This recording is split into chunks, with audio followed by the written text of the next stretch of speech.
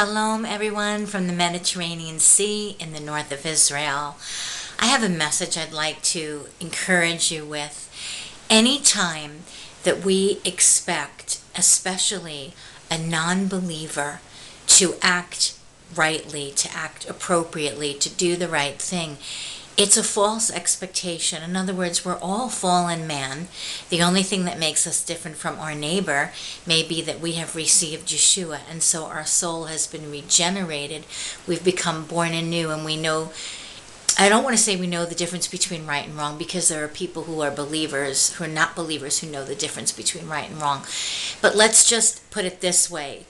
To expect someone who doesn't know the Lord to behave rightly in a righteous way is a false expectation, and we're setting ourselves up.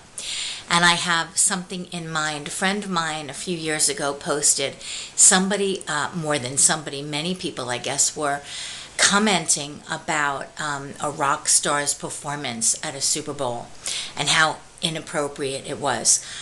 And my friend responded so awesomely. He said, well, she's not a believer. What do you expect? And he's right. And, you could point the finger and say, well, what were you doing watching it anyway? And you watched the whole thing, so you had lots of comments. But you're regenerated. What were you doing watching it if it was so inappropriate? So we all can be so hypocritical. The only one who's perfect is God. And even to expect a believer to act appropriately, yes, we want to act the right way, but we have to understand and not have false expectations that all of us are going to fail each other, because the only perfect one is God. So even to expect a believer to be perfect, to always act the right way, it's not realistic, and you're setting yourselves up. We're setting ourselves up for disappointment when we do that. We have to remember God is the only perfect one, and the same grace that we want extended to us, we need to extend to others.